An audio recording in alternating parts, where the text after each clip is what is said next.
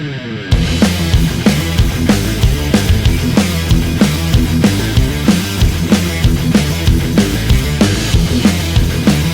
what point did you specifically focus on training and helping Ronda Rousey?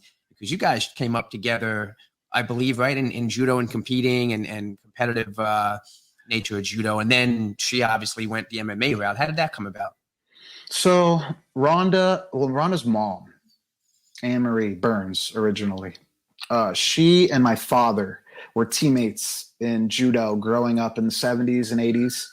And they both trained out of the same dojo in Los Angeles, as did Jean LaBelle. And there was like a big culture of judo and traditional martial arts in Southern California, predominantly in Los Angeles at the time.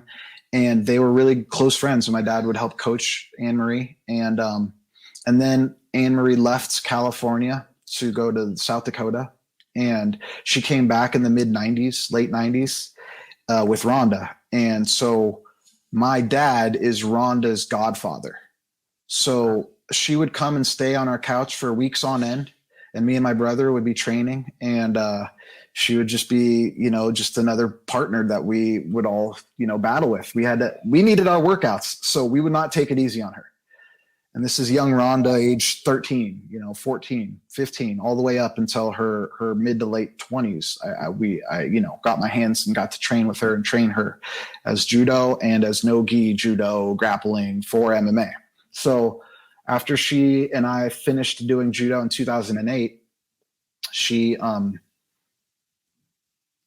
kind of was lost, didn't really know what she wanted to do with all this, like a lifelong skill of a discipline that doesn't really show you the money afterwards. And she, my brother was kind of someone that always brought up MMA to her. I'm not saying it was his idea, but, he brought up Cyborg and showed her what that was, that kind of world was all about. And she decided to fight.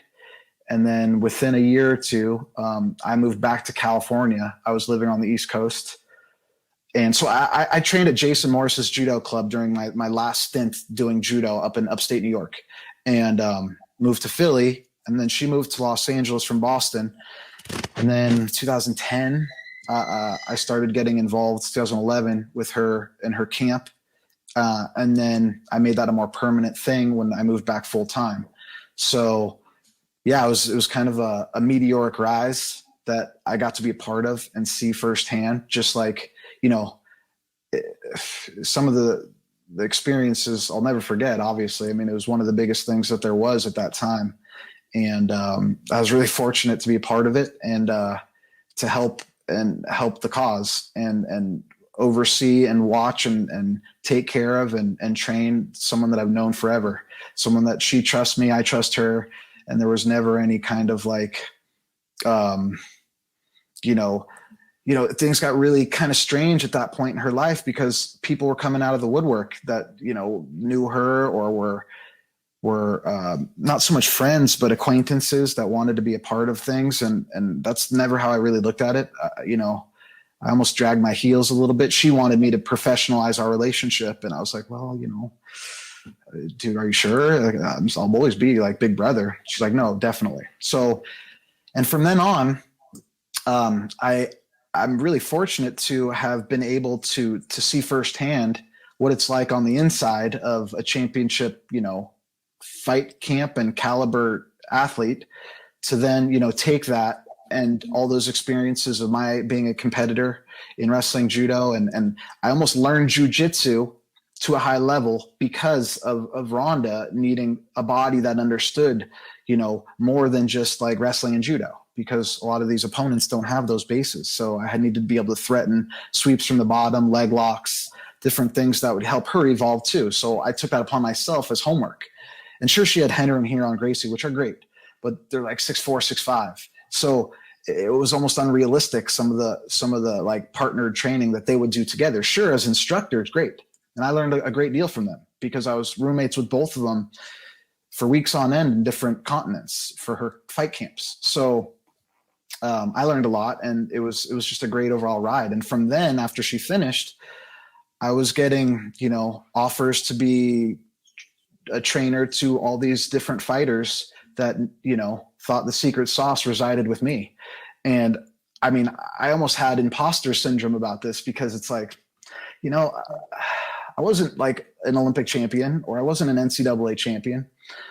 So why are these people coming to me, But then, I thought long and hard about this, and I really started to take this on as a challenge to myself, that I can do this. And this is something I like to do. It's something I want to have longevity in, and it allows me to work with world-class athletes daily. And I really feel like I'm thriving in this place of like a high-level elite MMA coach. And I do coach a lot of high school wrestlers, and when they come back from college, I still train them. And I work with judoka. I'm going to the Olympics here in 3 weeks to be one of the USA Judo coaches. And then for Jiu-Jitsu, I train some of the who's who for Jiu-Jitsu to help them with their wrestling and fuse it with their Jiu-Jitsu, or help them with their Judo to help it fuse with their Jiu-Jitsu. So it's been overall, man, I've been really blessed. So what was one of the hardest things from going from athlete to coach? Like, what was the hardest thing you found? Realizing it wasn't about me. Like, understanding that, because I had a hard time, because a lot of the times when I was an athlete, I was solo. Sure, I had coaches, but I was on the road by myself a lot in Europe or training. I didn't have anyone, breaking things down and with an outline, with a periodization and a way to build. It was just like me figuring it out. So I always wish I had someone that was like, can cater things to me. And, that's really difficult in an amateur sport. There just isn't enough like juice to squeeze out of the lemon. Yeah, so now with, professional sports, MMA mostly, but jiu-jitsu, I do consider a professional sport more than judo, or wrestling. There is money to be made if things are worked out right and everyone's happy. And so being involved and as a coach, I always put myself second, and I try and see what's best for them, whatever the situation, whether it's warming up with them, whether it's helping them with their weight cut, whether it's strategizing and game planning, whether it's like an 8-week fight camp and I have to like dictate all their workouts and put it into a broken down hourly, daily schedule for them, kind of managing. So I get a lot of experience with each type of athlete. So it's been a pretty well-rounding experience.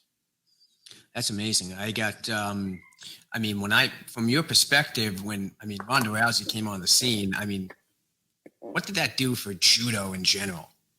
I wish more. I think some balls were dropped. Sure. At the time, Ronda was a little disgruntled with judo in general, just because she wasn't the Olympic champion.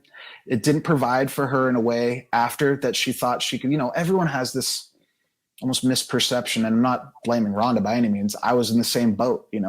After judo, there's going to be something there at the end of the rainbow waiting for you to make you feel validated for all your life choices to that point. But there really isn't. You kind of have this depression that kicks in and you're done, and then you're waiting tables or living out of your car. I had an 18-year-old boss when I was 30 telling me to clean up the puke under the table. It was just pride swallowing, so you could be embittered by it. And I think the powers that be maybe dropped the ball a little bit with being able to publicize what she was doing in MMA and kind of utilize that to propel judo itself, especially here in the US. I think it got a lot of eyeballs on judo, and it made people kind of reinvestigate the hidden powers behind it. But I think there was a surge, and I think that kind of died off. And I think, what has happened a little bit is where judo academies and judo instructors kind of get absorbed into jiu-jitsu academies, and there's judo within those academies, which is good. And I think that's keeping judo in America, at least at the recreational level, going. But at some point, we have to reestablish our own identity as far as competitive judo, and having like a structure that forces younger kids into the next tier and then develops them as the next crop that's going to be in 2028 or the next Olympic. So I think with Ronda's hyperbolic rise to the top, there was a lot of eyeballs on the sport of judo, and it did help, which I'm totally thankful for. And I think in the long run was a great thing.